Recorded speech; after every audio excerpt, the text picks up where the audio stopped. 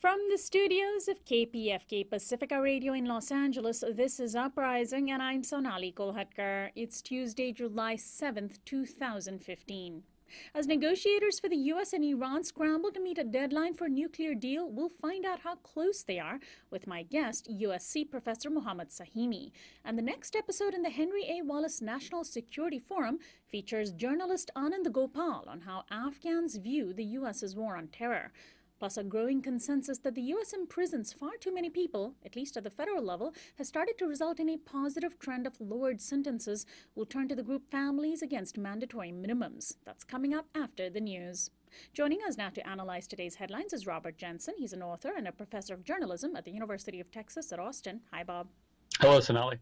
European finance ministers met today in Brussels ahead of a Eurozone summit to tackle the Greek financial crisis. Among them was Greece's new finance minister, Euclid Sakalotos, who replaced Mr. Yanis Varoufakis. The meetings are being seen as the start of a new round of negotiations over the Greek debt crisis. Greece needs immediate debt relief as it has literally run out of money and banks remain closed. It needs to meet a payment deadline of 3.5 billion euros to the European Central Bank by July 22nd. But European leaders, especially Germany, are reluctant to offer relief without a plan to cut services and pensions, even though the International Monetary Fund has admitted that Greece's debt is unsustainable and that there must be some writing off of debts. On Sunday, a majority of Greeks voted definitively to reject austerity measures. Bob, should we be seeing this whole story playing out in Europe as a showdown between two incompatible concepts, and that's neoliberal capitalism and democracy? Well, I might suggest we drop the modifier neoliberal and just recognize that capitalism itself in any form, which is a wealth concentrating system, has always been incompatible with real democracy, because democracy means distributing political power.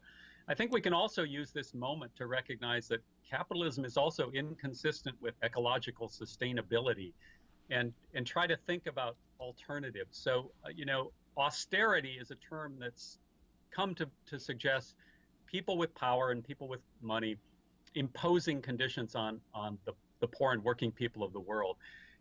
But frugality, the idea that we have to conserve, that we have to recognize that consumer capitalism in its current form is unsustainable, is not a bad alternative. So I'm going to give the Greek media consultant a freebie here and suggest the bumper sticker should be frugality, not austerity.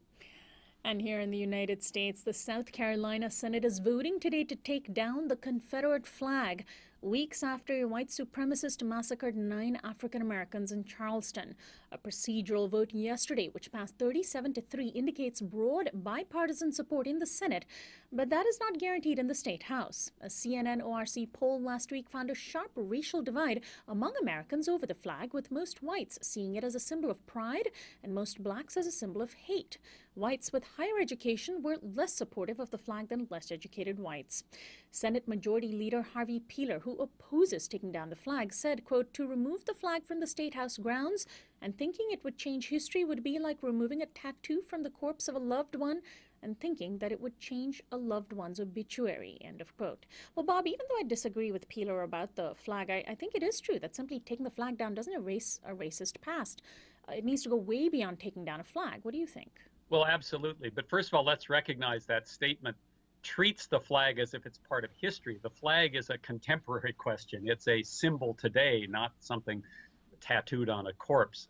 So if you were going to put your loved one's corpse on display, then it would change the equation a little bit.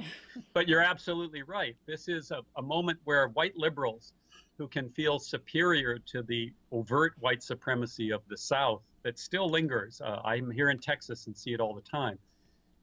To not give in to that smugness and to recognize that the United States is a white supremacist country. There are overt white supremacists like the shooter in South Carolina, But we have a problem of a deeply embedded white supremacy in this culture, and that's about the distribution of resources and power. That's about police violence. That's about a lot of things that won't be corrected, as you point out, by bringing down a flag. Although it certainly could be a good first step. Absolutely. Finally, Associated Press has obtained the release of deposition documents from 2005 in a case of sexual misconduct by Bill Cosby. The documents reveal for the first time, in Mr. Cosby's own words, that he obtained Quaaludes, a synthetic drug popular in the 1970s, and that he offered them to women. The release documented questioning by Dolores Troiani, who was representing Andrea Constant, a woman accusing Cosby of sexual assault. Troiani asked, quote, "When you got the Quaaludes, was it in your mind that you were going to use these Quaaludes for young women that you wanted to have sex with?" Cosby replied, yes. Cosby fought against the release of the documents with his lawyer, saying it would, quote, "be terribly embarrassing for this material to come out." There are currently a number of cases alleging rape and sexual abuse against him. Well, Bob, these revelations ought to silence Cosby's defenders, has it? Well, let's hope so. But first of all, it's hard not to be cynical about a lawyer's claim that information that demonstrates that you drugged and raped younger women is embarrassing. Well, of course, embarrassing doesn't quite capture the fact that that's criminal behavior. The Cosby affair has been, in a very personal way, quite disturbing, not only because of Cosby's behavior, but the way in which people have supported him, the way he did a show after these revelations made it clear he was a long-term sexual predator. And people went to the show and people applauded him. And that says something not only about the moral depravity of Bill Cosby, it says something about the way in which in this very patriarchal society, people will overlook evidence of sexual predation, let's call it what it is, rape, and still give a man what we like to call the benefit of the doubt. That's something more disturbing about this culture, not just about Bill Cosby. Well, Bob, always a pleasure to have you on. I want to thank you so much. We'll talk to you again next week. Thanks. Robert Jensen is an author and a professor of journalism at the University of Texas at Austin, and our daily newsflash guest expert. This is Uprising. We'll be right back.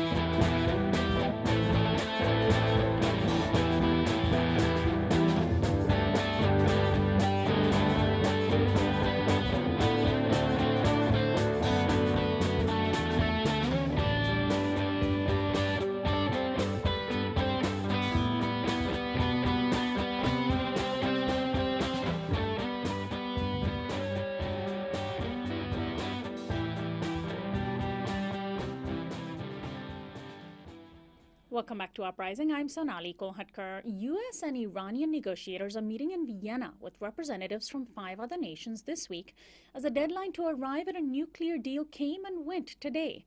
The U.S. Congress expects to receive the details of an agreement before July 9th, when a 30-day period of debate begins before lawmakers can ratify it. If talks go beyond July 9th, that period of debate is doubled. Iranian officials say they are not bound by deadlines, however, and are pressing for an end to United Nations arms embargoes as a condition for any deal. Iran sees sanctions on missiles as unrelated to the current ban on nuclear development. Meanwhile, Israeli Prime Minister Benjamin Netanyahu is once more sounding the alarm against any Iran deal. He complained of, quote, almost daily concessions from the P5+1 nations to growing Iranian demands. Every day more concessions are made, said Netanyahu, and every day the deal becomes worse and worse. Joining me to find out what's really going on is Muhammad Sahimi. He is a professor of chemical engineering and material science and the NIOC chair in petroleum engineering at the University of Southern California in Los Angeles. He's the lead political columnist for the website PBS Frontline Tehran Bureau that's dedicated to news and analysis about Iran. He also contributes regularly to antiwar.com. Welcome to Uprising, Muhammad Sahimi.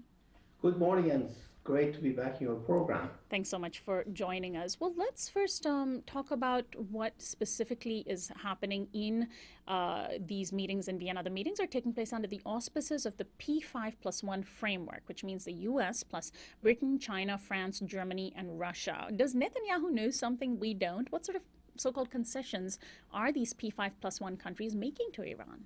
Well, he claims that he knows a lot of things that others don't know. But what he claims to know are not actually true. Netanyahu claims that Iran is making nuclear weapon. That's not true. International Atomic Energy Agency has certified time and again that there is no evidence that Iran has made any divergence of its nuclear program from peaceful to non-peaceful purposes. He claims that Iran wants to wipe out Israel. That's not true. Iranian leadership has talked about Israel someday collapsing, akin to what happens to the Soviet Union, but they have never talked about physical destruction of Israel. And he claims that, as you mentioned, that P5+1 is making concessions to Iran, which is also not true, because if they had made as many concessions as Netanyahu claims, the negotiations should have ended long time ago. The sticking points are the fact that P5+1 wants to inspect Iran's military sites, but inspection of Iran's military site is not covered by Iran's safeguard agreement with the International Atomic Energy Agency and even its additional protocol. There is also dispute over how the economic sanctions should be lifted. Iran wants them to be lifted the day after signing the agreement. US and its allies want to lift the sanctions gradually. And there is also a dispute over arms embargo imposed on Iran by United Nations Security Council several years ago. Iran wants them to be lifted so that it can modernize its armed forces, given the fact that Saudi Arabia and its allies in the region have spent over $200 billion over the past few years buying the most modern arms from the West. So these are the sticking point that remains to be worked out.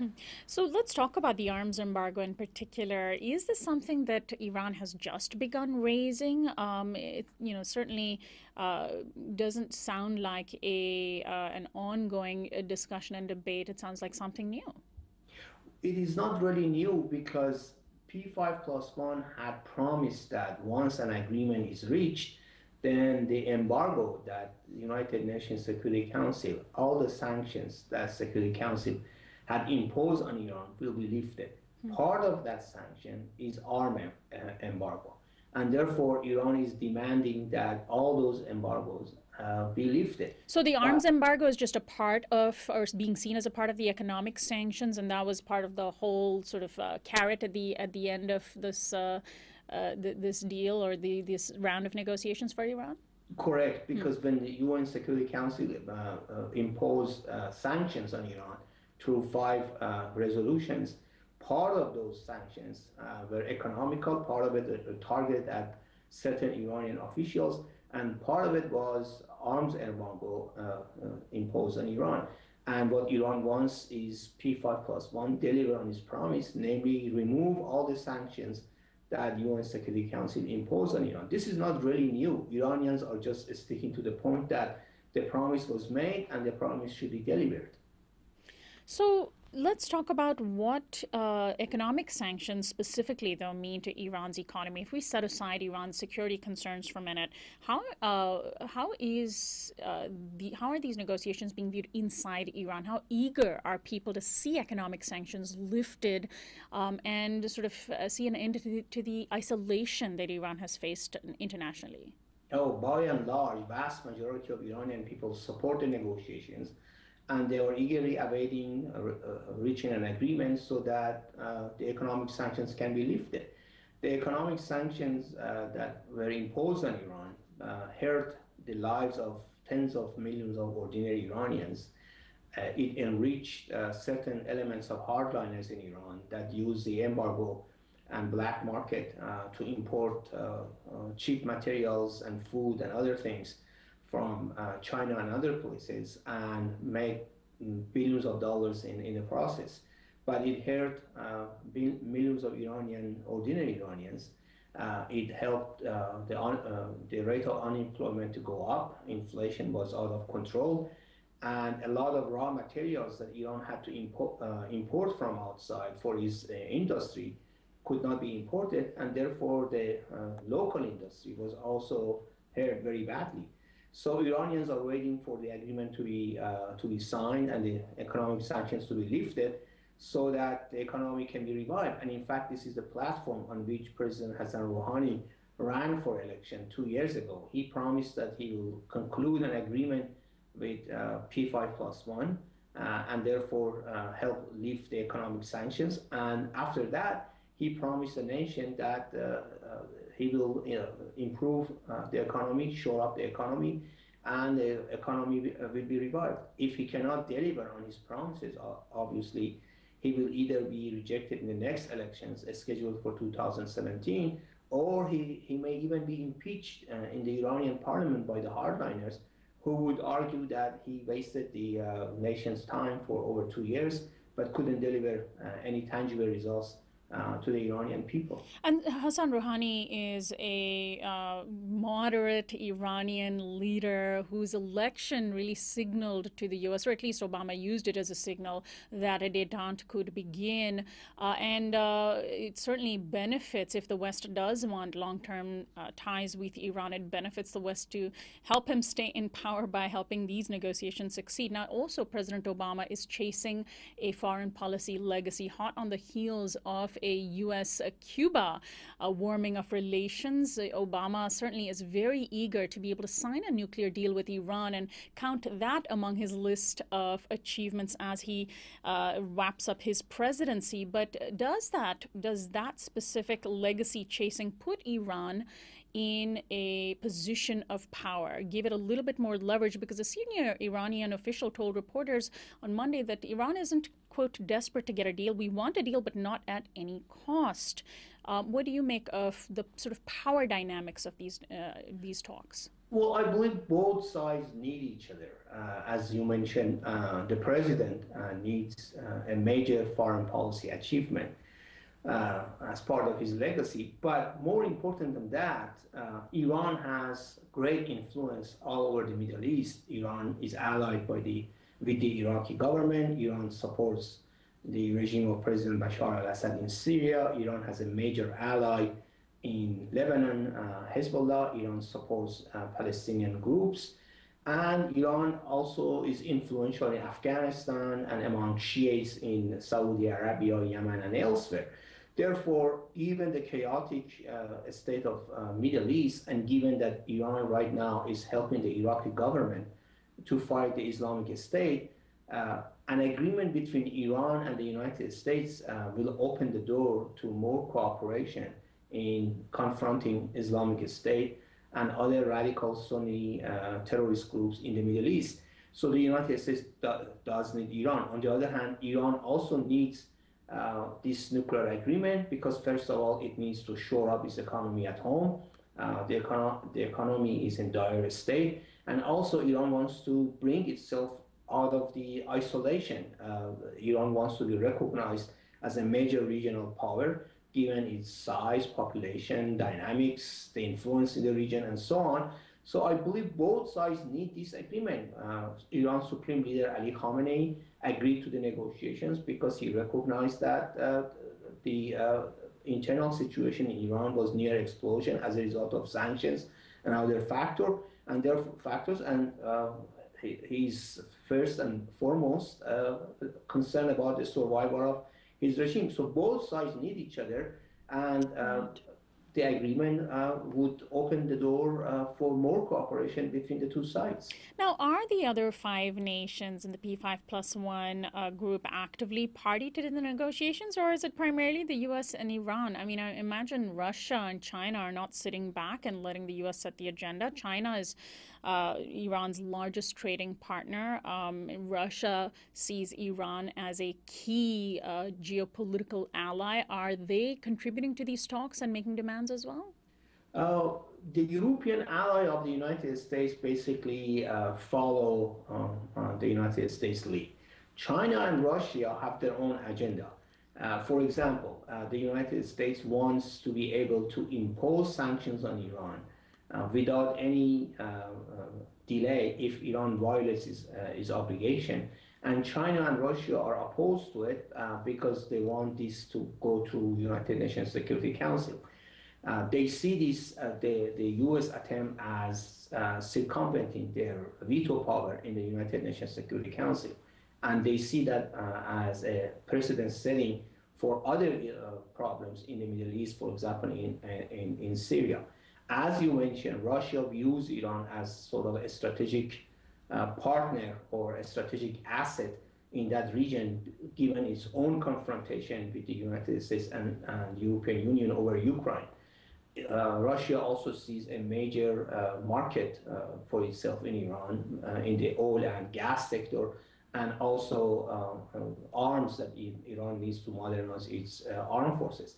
Therefore, they both China and Russia have vested interest in these negotiations, and they are not just silent partners, but they are actually active partners. They have also supported Iran on several occasions regarding the positions it has taken, and some of the resistance that Russia has had against the US push for more concessions in Iran has contributed to softening of US stance regarding the concessions that it wants to extract from Iran. So they are not silent or inactive partners. They are actually quite active partners. I see. I want to spend a little time talking about how the issue of Iran may enter the U.S. presidential race, particularly with the Democratic candidate for the presidential nomination, Hillary Clinton. She said last Friday at an event in Dartmouth that she was hopeful for a U.S. deal with Iran, but then she also said, quote, even if we do get such a deal, we will still have major problems for Iran. They are the world's chief sponsor of terrorism. They use proxies like Hezbollah to sow discord and create insurgencies to destabilize governments. They are taking more and more control of a number of nations in the region, and they pose an existential threat to Israel. And a few years ago in 2008, when she was campaigning for the nomination back then, she spoke at an AIPAC conference and said, I want the Iranians to know that if I'm president, we will attack Iran in the next 10 years, during which they might foolishly consider launching an attack on Israel. We would be able to totally obliterate them. This is Hillary Clinton over 2 presidential campaigns. What do you make of her position? Well, Hillary is positioning herself for next year's election. He wants to have the support of the Jewish votes in the United States. And as usual, she wants have the cake and eat it too. On the one hand, she supports the negotiations. On the other hand, she makes the same type of remarks and claims as Benjamin Netanyahu does, namely that Iran is the most important supporter of terrorism in the world. But if you look at the Middle East, right now the most important supporter of terrorism is U.S. staunch ally, namely Saudi Arabia. It is Saudi Arabia that is attacking the defenseless people of Yemen. It is Saudi Arabia that, according to Vice President Joe Biden, in the speech that he had at Harvard University last October, turned the struggle for democracy in Syria into a sectarian war between Shiite and Sunnis. Joe Biden said that Saudi Arabia and his allies supported the worst terrorists in Syria. It is Saudi Arabia that gave political legitimacy to NATO to attack Libya and basically destroy that country as a prosperous, unified country in North Africa. And it is Saudi Arabia's citizens, if not government, that support all the radical Sunni groups in the Middle East and elsewhere, such as Pakistan. So it is not Iran that is the most important supporter of terrorism. At the same time, what Hillary Clinton and Benjamin Netanyahu consider as terrorists are freedom fighters to other people. Hillary Clinton probably considers Hamas as a terrorist organization, but Hamas is a liberation movement that wants to liberate the Palestinian lands and set up an independent Palestinian groups. Hezbollah, although it has committed terrorism in the past, in the 1980s, is a major political, social organization and party in Lebanon. It participates in the Lebanese government. It has members in the Lebanese parliament, and it is considered a major resistance forces against Israel in southern Lebanon that Israel has invaded many, many times. So it's all a question of who we call a terrorist. At the same time, as I mentioned, Iran right now is helping the Iraqi government to fight Islamic State. Iran was a major contributing factor in stopping the progress that Islamic State was making.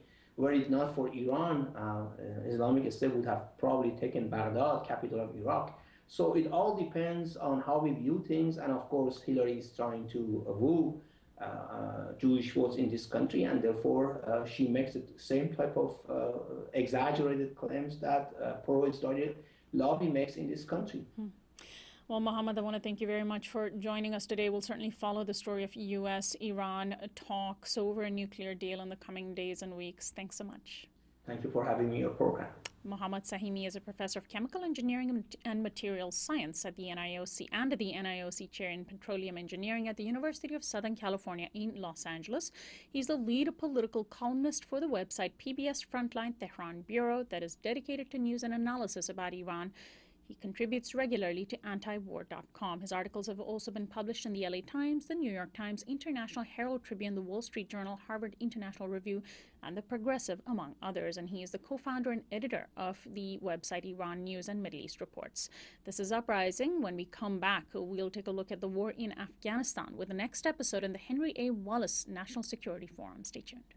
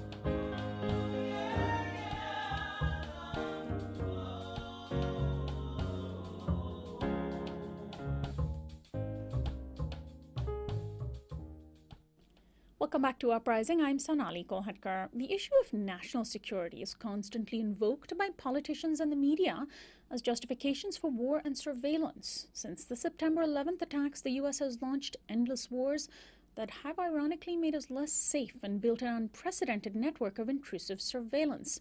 Today, as part of an ongoing series of interviews that I did with a number of experts, journalists, authors, and academics, we'll explore what the U.S.'s national security policies have really amounted to. The interviews were produced by Brave New Films, headed by acclaimed filmmaker Robert Greenwald. They're called the Henry A. Wallace National Security Forum, named after the 33rd Vice President of the United States, who served under FDR during World War II. Henry A. Wallace ran for the presidency on the Progressive Party ticket, and he was known as a champion of the common man. On today's episode of the Henry A. Wallace National Security Forum, we present my interview on how U.S. imperialism is playing out in the war in Afghanistan with Anand Gopal, author of No Good Men Among the Living, America, the Taliban, and the War Through Afghan Eyes. Gopal served as an Afghanistan correspondent for the Wall Street Journal and the Christian Science Monitor. He's reported on the Middle East and South Asia for Harper's, The Nation, The New Republic, Foreign Policy, and other publications. Americans argue over whether or not to go to war from the safety of their homes. But what do the people who we invade and occupy think? Welcome to the Henry A. Wallace National Security Forum. I'm Sonali Kolhatkar. When the U.S. invades a country, we often only hear about it through stories about our soldiers and commanders, and not through the eyes of those being occupied. Joining me now is Anand Gopal, one of the very few foreign journalists to have embedded with the Taliban. He's the author of No Good Men Among the Living, which recounts the U.S. invasion of Afghanistan through Afghan eyes. Welcome, Anand. Thanks for having me. Well, first, in your book, No Good Men Among the Living, you draw attention to the impact of U.S. policies in Afghanistan all the way back to the Cold War. And I'm wondering if you can trace those policies. How did such policies allow eventually for the emergence of the Taliban? Well, when the Soviet Union invaded in 1979, resistance was sparked because of this. And the U.S., particularly the CIA, flooded Afghanistan with guns and weapons and created what's called the Mujahideen, or the Islamic holy fighters. And this also created warlordism. So the warlords that we see today in Afghanistan originate back in 1979. There's no warlordism before then in the country. And so these Islamic radicals and these warlords have been fighting ever since, and it's been in that chaos that the Taliban originally arose. Now, we're supposed to be drawing down the Afghan war, but because of bilateral agreements signed between the U.S. and Afghanistan and President Obama quietly extending the war, it's not clear if, in fact, we are withdrawing. What is the attitude of Afghans, ordinary Afghans, to the U.S. troops and what they see as an occupation that may have no end? Well, Afghans are divided on this question, and in many ways that reflects the fact that the country itself is divided into two parts. The war is only being fought in about half of the country, in the south and in the east. And the other half of the country is mostly at peace. So if you talk to Afghans there, in the areas that are at peace, many of them will say, you know what, we'd rather the troops stay in Afghanistan as a buffer against future civil war or the rise of the Taliban into their areas. But if you talk to Afghans in the areas where the war is being fought, most of them will tell you that they're tired of the fighting and they don't want troops there because they see troops as part of the reason why there is so much violence. So the U.S. has spent over $1 trillion on the war in Afghanistan. In your view, what has all that money accomplished? If you go to Afghanistan, if you travel through the countryside, one of the most shocking things is just how underdeveloped the country is and remains, despite the fact that the U.S. has actually spent more money in Afghanistan than it did in the entire Marshall Plan to rebuild Europe after World War II. That's just a staggering amount of money, and most of that money has not reached ordinary Afghans. It's gone into the coffers of major corporations, it's gone into the hands of warlords, strongmen, private security companies. A lot of it has gone to Dubai, but roads are still in a state of disrepair. There are schools that are abandoned. People don't have electricity. The level of infrastructure in this country is one of the worst in the world, and that's staggering considering the fact that we've probably spent more money in Afghanistan than we have in any other country in the world. So over the years that you have been reporting from Afghanistan, what sort of changes have you seen in the day-to-day lives of ordinary people, particularly marginalized populations like women and children? In 2001, Afghanistan had already been at war for about 2 decades. There were no jobs, there was a massive refugee crisis, and there was a sense that maybe with the United States coming, a lot of these things would change. But instead, what you've seen is more of the same, another decade of war. And so the hope that was there in the early years is gone, and it's been replaced by cynicism. And many of the Afghans that I speak to who had returned to the country from Pakistan or Iran, where they were refugees, and tried to build a life, now they're looking to leave again because from their point of view, there is no end in sight. Not only is there the Taliban and U.S. forces, there are also warlords, there are also a host of militias that the U.S. is supporting, hundreds of thousands of people with guns who are fighting on one side or the other, and civilians are the ones who are caught in between these two. So what do you expect for Afghanistan's future, with or without U.S. troops? How are ordinary Afghans going to deal with these warlords that are in power in the government, forces like the Taliban as an unofficial army on the ground? Do you foresee that Afghanistan may be a country where you could see the rise of new militant organizations like we've seen in Iraq? There are already new militant organizations that are arising. There are splinter groups coming out of the Taliban who are more radical than anything we've seen in the Taliban. I mean, they're small right now, but it's certainly a growing phenomenon, and that's born out of the fact that there's been no end in sight to the fighting. On the one hand, on the Afghan government side, you have private security contractors, the Afghan army, the Afghan police, and warlords, and if you add it all up, that's almost 350,000 men under arms who are being paid for by the United States to fight on the U.S.'s behalf. So in other words, a massive proxy army. On the other hand, you have tens of thousands of Taliban fighters, many of them who are farmers by day and pick up the gun by night, and they're supported by Pakistan. Their leadership has safe haven in Pakistan, and you can consider them also a proxy army of Pakistan. So you have what's essentially a proxy war. It's in that milieu that you see some of the even more radical tendencies coming out.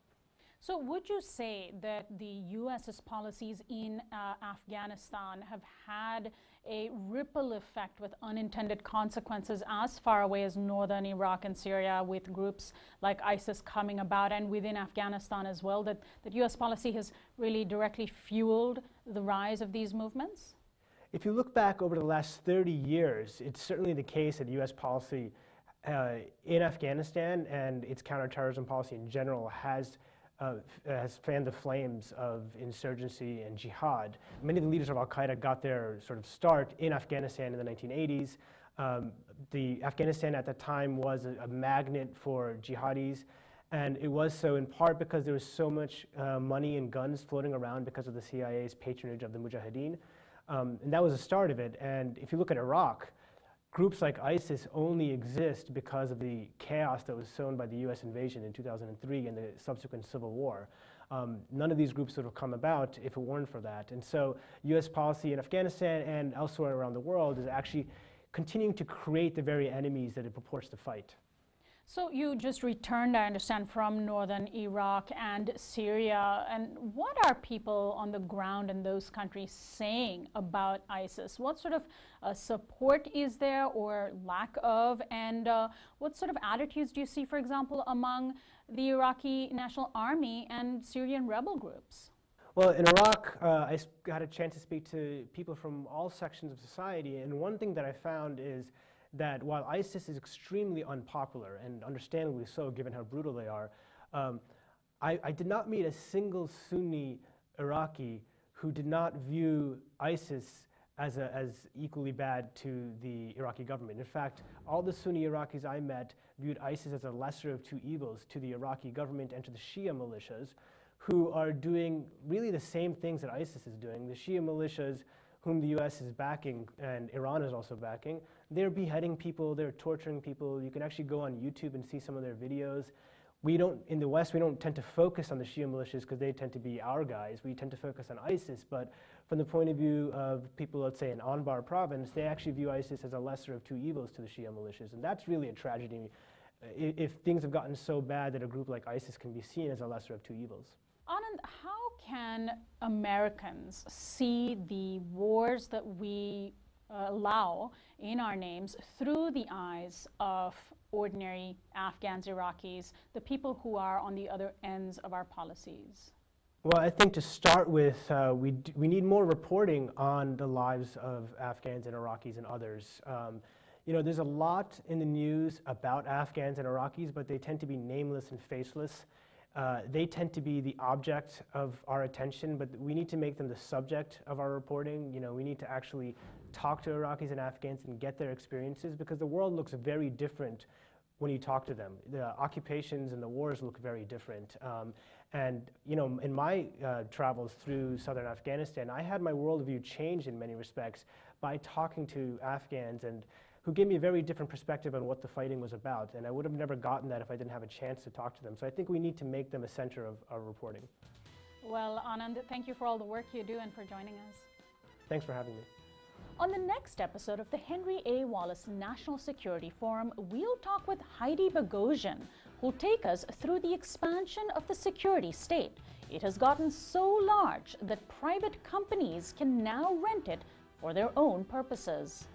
Private corporations aren't bound by the U.S. Constitution, so the kind of spying, the in-depth monitoring that they can and do conduct on activists and ordinary Americans is really without oversight and without the kind of rules that government intelligence agencies are supposed to follow.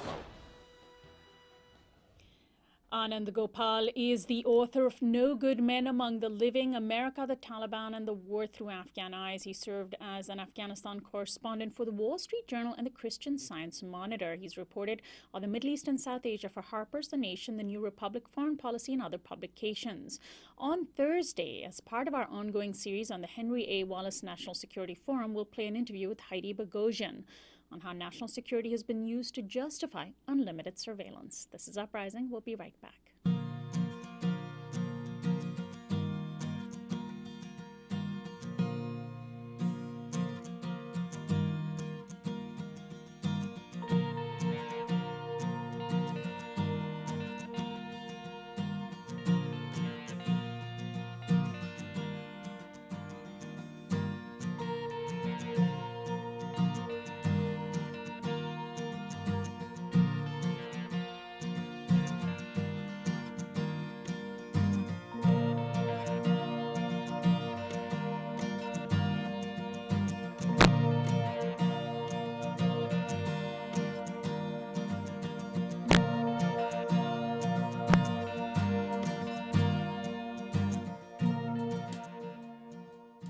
Welcome back to Uprising. I'm Sonali Kohatkar. The New York Times reported recently that President Obama plans to use his executive authority to commute the sentences of qualifying federal nonviolent drug offenders.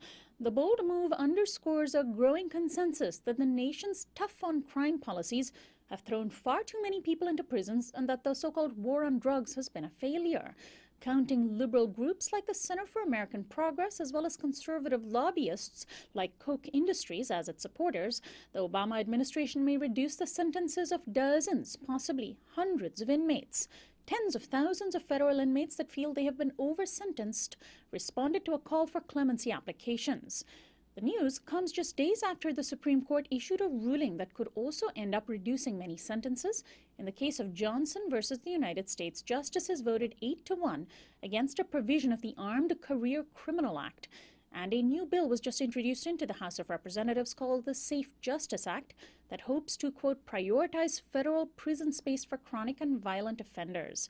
Joining me to put all of these things together is my guest, Mary Price. She is the general counsel with the group Families Against Mandatory Minimums. Welcome to Uprising, Mary. Thank you so much. I'm delighted to be here, Sonali. Well, first, let's tackle the news of the clemency applications. This is not a new story. President Obama has been considering this for a while, right? Has he already commuted sentences? Absolutely. Starting last year, he began commuting sentences. Originally, he had been one of our sort of stingiest presidents in the commutation business, having commuted only one in his first term, but he has picked up the pace dramatically with this new initiative. And 43 people have seen their sentences reduced so far by an act of commutation. So let's talk about how what the process is by which he is attempting to do this and what the reasoning is behind it. I understand that a number of lawyers and groups like the ACLU and your organization have set up a project called the Clemency Project 2014 to help prisoners file these clemency applications. To date, there have been 30,000 applications. Obviously, the president is not going to commute 30,000 sentences, or is he? So there's some sort of process by which his administration is sifting through these applications and making decisions? Absolutely. Well, the process within the administration remains much the same as it always was. What happens is that a person files a petition for commutation, and it goes to an office known as the Office of the Pardon Attorney, where it's reviewed and a recommendation is made. That recommendation goes to the Deputy Attorney General of the United States, who's the second in command at the Justice Department. The Deputy Attorney General then makes a recommendation, and that goes over to the White House. And ultimately, the President acts either agreeing or not agreeing. And so that process remains the same. Forgive me. I understand that the president was sort of getting impatient with the pace of how many applications were reaching his desk, and that his Justice Department is encouraging a much faster process. Exactly. A little over a year ago, the then Deputy Attorney General announced a new clemency initiative, and the reinvigorated effort on the part of the department and the White House and the entire administration to free more people who have been sentenced under laws that have been changed so that the sentences would be lower today. This new clemency initiative reaches out to people who are federal prisoners, who have served a sentence of at least 10 years in federal prison, who are nonviolent, who do not have significant criminal histories, and most significantly, are serving a sentence that, were they before court today, would be lower. And the Deputy Attorney General called on the bar, on all the attorneys, private lawyers and other lawyers in the United States to assist in this effort by finding and representing potentially eligible clemency petitioners. And that is what this effort, the Clemency Project 2014, is doing. It's recruiting lawyers from around the country, training those lawyers, and then assigning those 30,000 applicants to the lawyers so that they can evaluate whether they meet this clemency criteria in the Clemency Initiative, and if so, going forward to help them prepare a commutation petition and present it to the Office of the Pardon Attorney. Now, why is the president using his authority to sign clemency requests? Why not try a legislative process if there's broad support from various parts of the political spectrum? Or does that support not get reflected in Congress? Well, that's also happening. I mean, remember, we have, a lot of players in the political field and in the policy field. There are bills in Congress to, in fact, lower mandatory minimum sentences. And the Department of Justice and the White House have a Smart on Crime initiative. And one of the things they've done to this initiative is to support something called the Smarter Sentencing Act, which would, among other things, reduce mandatory minimum sentences for drug offenders and expand the ability of judges to reduce their sentences in certain cases. And it would make some prisoners who are currently serving sentences for crack cocaine offenses that were changed a few years ago eligible to petition the courts for reduction. And that impacts disproportionately people of color who have been imprisoned. Absolutely. Above 80% of people who are serving crack cocaine sentences are people of color, and particularly African Americans. And I do want to talk about the other legislative effort, which is the Safe Justice Act. But let's also talk about how the U.S. Supreme Court, in a ruling recently, is also in their own way contributing to the possible lowering of federal prison sentences. And this is a bit complicated, this particular ruling. It didn't get much coverage. The case Johnson versus the United States, the person at the heart of this trial is a man named Samuel James Johnson, actually a white supremacist with the group Aryan Liberation. His earlier ownership of a sawed-off shotgun landed him with a 15-year prison sentence instead of 10 years. And the Supreme Court ruled that against a provision in the Armed Career Criminal Act, which now means that someone having a prior violent felony may not have a minimum long sentence because there's no real agreement on what constitutes a violent felony. Is that sort of roughly accurate? You're very, very close, and it is complicated. So just to back up just a little bit, if one has a felony conviction, whether in state court or in federal court, federal law prohibits that person from possessing a firearm or ammunition. And if that happens and they are caught and convicted, they are subject, as you mentioned, to a sentence of as long as 10 years. If somebody has 3 prior convictions for a serious drug offense or for a violent felony, that 10-year statutory maximum transforms into a 15-year mandatory minimum. The definition of the priors is what was at issue in the Supreme Court. And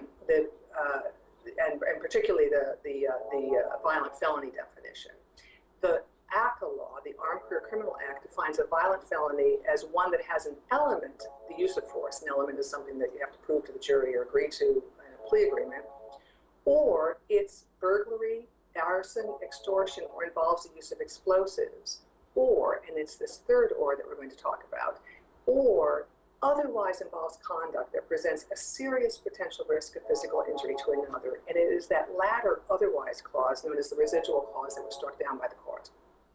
And so this almost sounds like it has undermined potentially a federal version of 3 strikes laws, right? I mean, that what you do as a prior felony conviction shouldn't necessarily impact your prison sentence, or is that too broad? Well, It can, if somebody is convicted of a prior that fits some of the earlier definitions that I read to you, they are still subject to the mandatory minimum of 15 years. What the court said is that due process is violated when you have a clause that defines a prior and it's so vague that the courts can't figure out what it is. The Supreme Court had spent, over the last 8 years, this is the 5th case that has come before the court on that particular issue of whether or not something was a violent prior under the residual clause, and they struggled with it. Is fleeing the scene of a crime in a car, is that violence or not? Apparently it is, according to the court. How about drunk driving? No. What about attempted burglary? Yes. Another case that came to the court's attention was failing to report to jail, and the court said no. And finally, the court, led by Justice Antonin Scalia, threw up its hands and said, there is no intelligible principle here. We cannot figure out how to give meaning to this otherwise clause, so we're going to strike it. So how can this ruling be applied to other inmates who may be serving long sentences because of prior felonies? Does there have to now be a long process to determine, or I guess inmates have to take it upon themselves to determine if their sentences can be reduced as per this ruling?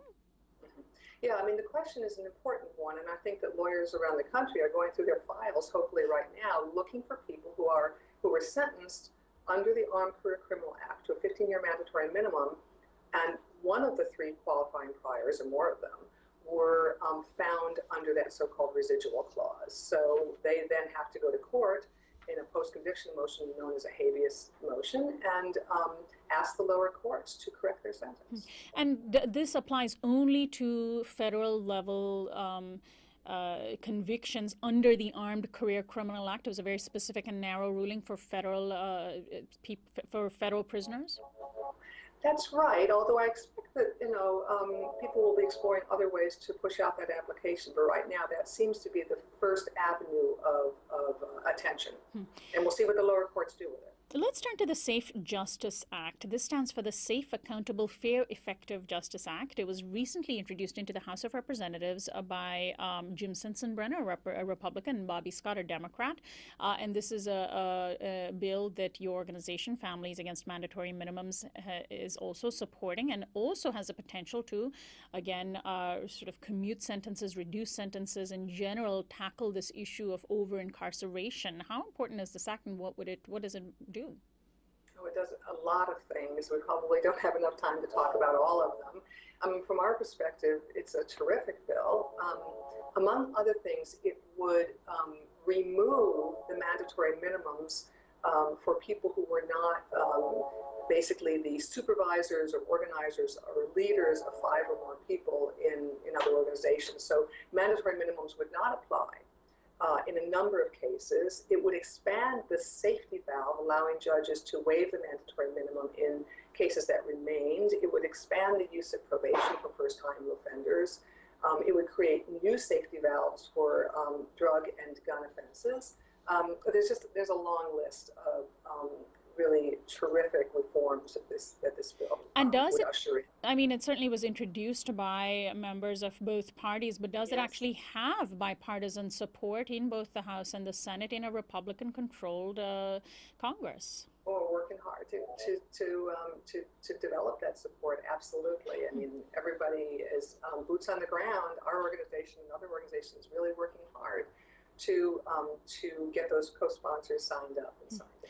Now, while the political tide does seem to be turning on the state of over-incarceration, at least on a federal level, I mean, we should certainly remind ourselves how we got into this mess in the first place. The U.S. incarcerates more people than any other country in the world. Of course, in this particular story, we're discussing federal prisoners. There's a much, much bigger system of imprisonment at the state level. But in general, weren't these laws that applied mandatory minimum sentences and this whole tough on crime approach something that was actively encouraged under both Presidents Ronald Reagan and Bill Clinton? Absolutely. I mean, these are laws that were adopted at a time when people thought that these were the kinds of laws that would make us safe.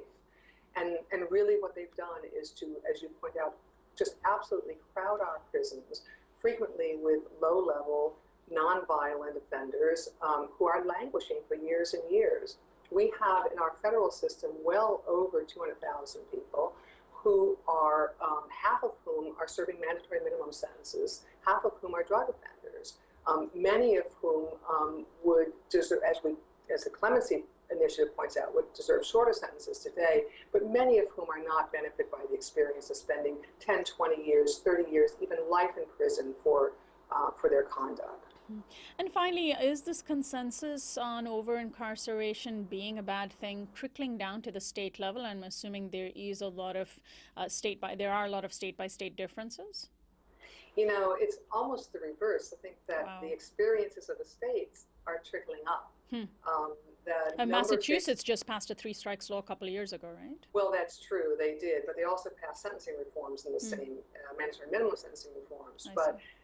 Texas, South Carolina, Oklahoma, recently Maryland, Connecticut, other states, Georgia, have been experimenting with treating crime in a smarter way and not just in a punitive way.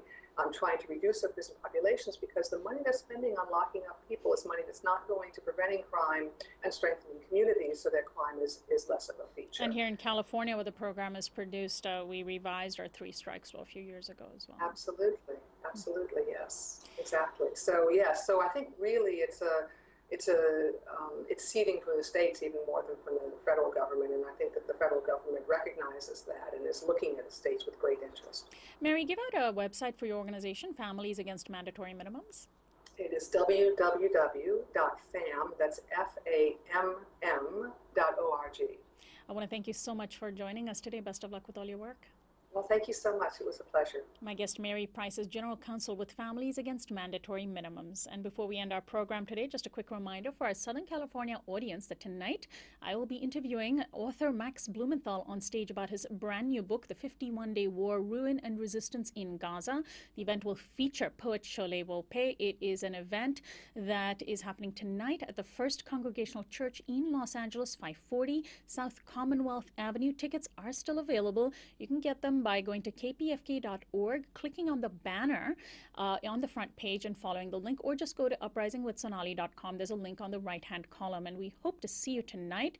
All proceeds benefit your favorite radio station in Southern California, KPFK Pacifica Radio, and particularly the TV production of Uprising. So I really hope that you will show up and listen to this fascinating conversation that we're going to have tonight. This is Uprising. Anna Buss is our assistant producer and technical director. Christian Beck is our production coordinator. Kiana Turner is our visual editor, research intern, and audio engineer with help from Federico Garcia. Special thanks to Jonathan Alexander for technical assistance. Annie Mendoza is our social media coordinator. Subscribe to our YouTube channel at youtube.com/uprisingwithsonali. Our website is uprisingwithsonali.com. Our theme music is by Quetzal. I'm Sonali Gohatkar, host and executive producer of Uprising. I'll see you next time.